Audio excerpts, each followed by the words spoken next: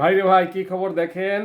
এবার মুক্তিযোদ্ধা বিষয়ক মন্ত্রণালয়ের উপদেষ্টা ফারুকী আজম কি বলেছেন? ভুয়া মুক্তিযোদ্ধারা যদি স্বেচ্ছায় চলে যায় তাহলে সাধারণ ক্ষমা, আর যদি না যান তাহলে শাস্তিমূলক ব্যবস্থা। এ প্রসঙ্গে ইত্তেফাক একটা প্রতিবেদন করছে, ভুয়া মুক্তিযোদ্ধারা স্বেচ্ছায় সরে গেলে সাধারণ ক্ষমা, নইলে ব্যবস্থা। ভিতরে কি লিখছে?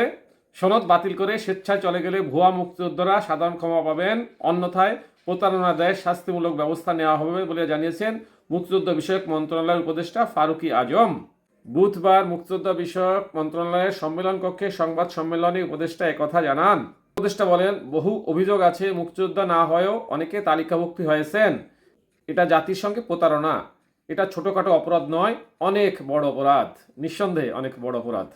তিনি আরও বলেন, আমরা একটা ইন্ডেমনিটিও নেব, হয়তো দেব, যারা অমুক্তিযোদ্ধা এভাবে মুক্তিযোদ্ধা হয়ে এসেছেন তারা যাতে স্বেচ্ছায় এখান থেকে চলে যান। যদি যান তারা হয়তো সাধারণ ক্ষমা পেতেও পারেন।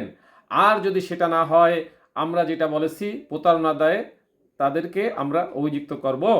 12 বছর 6 মাস বয়সী 2111 জন মুক্তিযোদ্ধার সনদ বাতিল করার পর এ বিষয়ে আদালতে মামলা চলছে জানিয়ে উপদেষ্টা বলেন, আদালতের কাছ থেকে যখন এ বিষয়টি নির্ণীত হবে তখন তাদের বাতিল করবই। এটার প্রয়োজনীয় সাজার জন্য আমরা ব্যবস্থা করব, এরা যাতে শাস্তি ভোগ করে।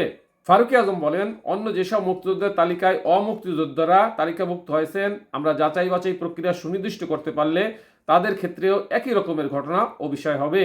তাদের সবাই দৃষ্টান্তমূলক শাস্তি পাওয়া উচিত। তিনি আরও বলেন, আমরা চাই যারা সত্যিকারের মুক্তিযোদ্ধা কোনোভাবে যাতে তাদের মর্যাদা নষ্ট না হয় সেটা অক্ষুণ্ণ রেখেই বাকি কাজ সম্পন্ন করতে হবে। এটাই হচ্ছে আমাদের জন্য দুরূহ কাজ। প্রচেষ্টা রাখছি, আশা করছি এক্ষেত্রে সফলতা আসবে। সাথে থাকার জন্য ধন্যবাদ। আসসালামু আলাইকুম।